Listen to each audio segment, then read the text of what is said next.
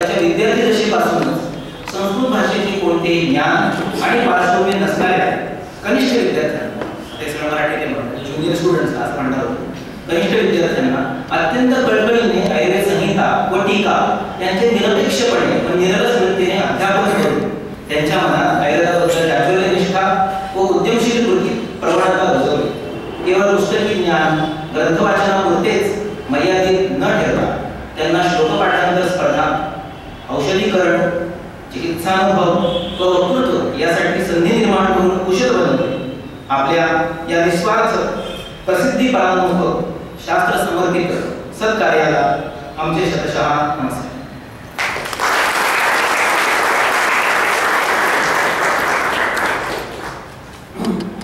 अनेक प्रकारच्या स्पर्धा घेऊन त्यांनी आमच्यासाठी अनेक व्यासपीठ निर्माण केली, संधी निर्माण केली. त्याचा सत्कार करत असताना काही स्पर्धांनी दिल्या गेल्या.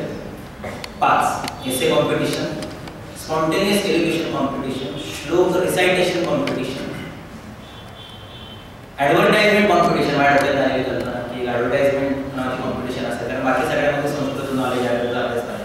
ॲडव्हर्टाइजमेंट अभ्यासाची कल्पना, ॲडव्हर्टाइजमेंट कॉम्पिटिशन आणि कुठली क्विज कॉम्पिटिशन, अशा 5 कॉम्पिटिशन आम्ही डिक्लेअर केले. सगळ्या ऑनलाईन, कुणाला इथं बोलवून हॉलमध्ये असं काही प्रकार, सगळं ऑनलाईन, सगळं व्हॉट्सअपवर, सगळं वेगळं असं ते आयोजित केलं होतं. मला सांगायला थोडंसं वाईट वाटतं. एकूण प्रत्येक स्पर्धेला 9,000 रुपयाचं पारितोषिक होतं. 4,000, 3,000, 2,000, एका स्पर्धेला 9,000, अशा 5 स्पर्धांचे 45,000 रुपये पारितोषिक होतं. जी काही परीक्षक मंडळी होती त्यांच्याशी सल्लामसलत केल्यानंतर जो काही स्पर्धेसाठी मटेरियल प्राप्त झालं ते सगळं बघितल्यानंतर क्विज कॉम्पिटिशनमध्ये एकाही विद्यार्थ्याला आवश्यक तेवढे प्रश्न सोडवता आले, कोणालाही बक्षीस देण्यात आलेलं नाही.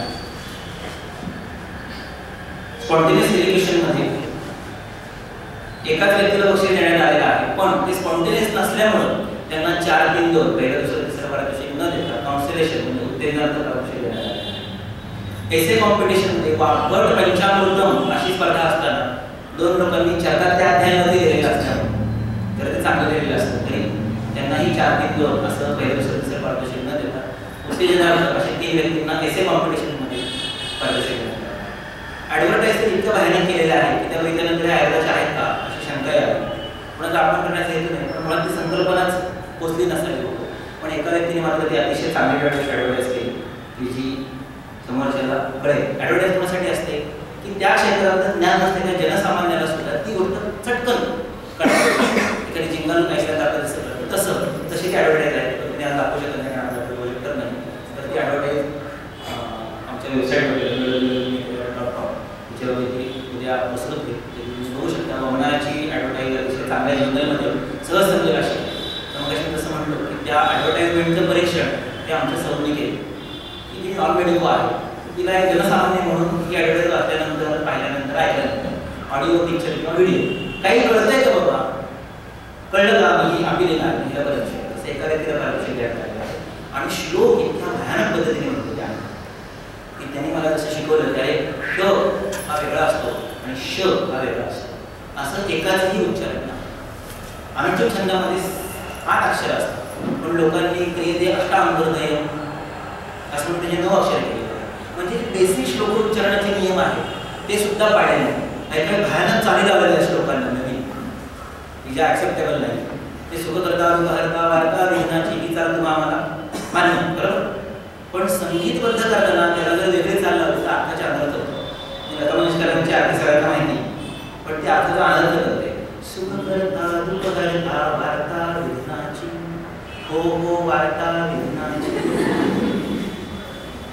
गणपती बाप्पा तो सुख करता, दुःख हरताय आणि हो नक्की विघ्नाची वार्ता, असं आहे का ते? चाल बदलली अनुष्ठुप छंदाची की त्याचं अर्थ बदलतो. 8चे 9 अक्षर हे सुद्धा बेसिक नियम आहे. निसर्गाचे उच्चारण आहे, उपलब्धाचे उच्चारण आहे, किंवा त्यांनी जे शिकवलं ज्या पद्धतीने श्लोक पाठ करायचे. आम्ही तर बाकी अपेक्षा केलीच नाही की मधनच म्हणा, सलग म्हणा, मी सांगतो तिथनं म्हणा, असं काही नाही. फक्त श्लोक नीट उच्चारायचे होते, तेही नाही.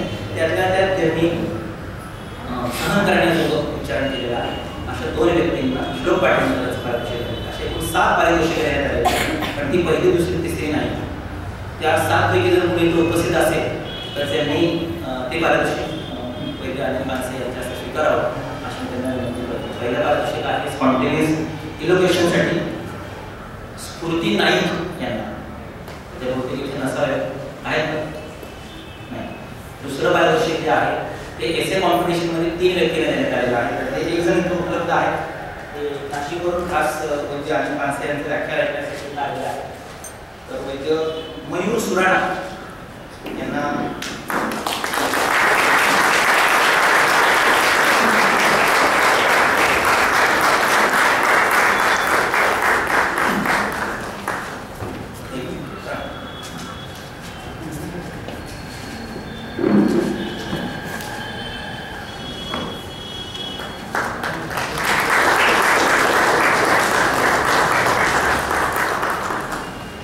एसेचं दुसरं कॉम्पिटिशनचं पारितोषिक जे आहे उत्तेजनार्थ ते सोनल मांडे नाशिक यांना मिळालेलं आहे.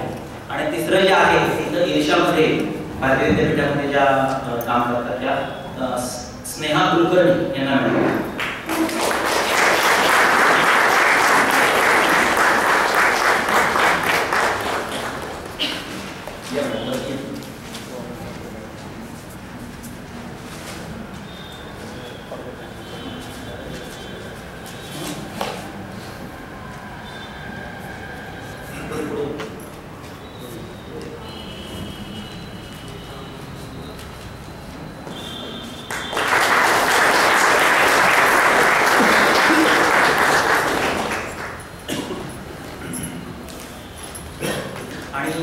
श्लोक पाठांतराचं जे पारितोषिक आहे ते नम्रता कुलकर्णी आणि वैदेही जोशी यांना मिळालेलं आहे. वैदेही जोशी या नाशिकवरून कार्यक्रम आहेत. आम्ही त्यांचे हार्दिक धन्यवाद.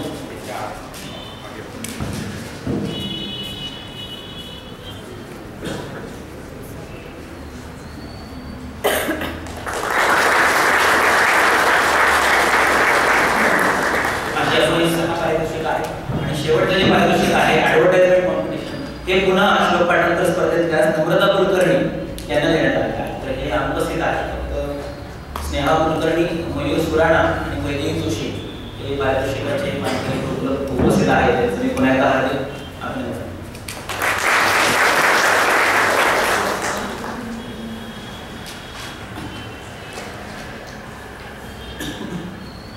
तर मानपत्र देऊन झालं, पारितोषिक देऊन झाले. पण या मानपत्राच्या बरोबरीने वाघवड आयोग भूषण पुरस्कार हा जो जाहीर केला होता तो ₹25,000 असा जाहीर केलेला होता. साधारणतः आयोगामध्ये जी काही पारितोषिकं दिली जातात आता पुरस्कार त्यांच्या रकमांचा विचार करून त्याच्या आसपास जाईल अशा प्रकारचं हे निधी मी वैद्य अनिल पानसे यांना सांगितलं.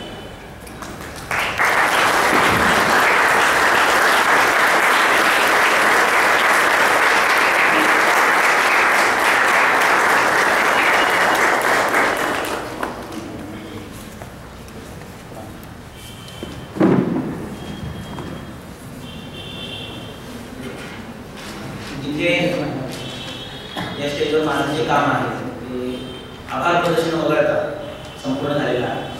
तर सत्काराला उत्तर देणे आणि सरांना जो विषय सुचवला होता संहिता अभ्यास त्याची आवश्यकता अनिवार्यता पद्धती चिकित्सकीय उपयोगिता यावर त्यांनी त्यांचे विचार मांडावे. आणि ज्युनियर विद्यार्थी उपस्थित आहेत त्यांना त्यांच्या त्या मी आतापर्यंत वर्णन केलेल्या तेजस्वितेची प्रचिती त्या व्याख्यानातून त्यांना यावी अशी विचारधारा केली.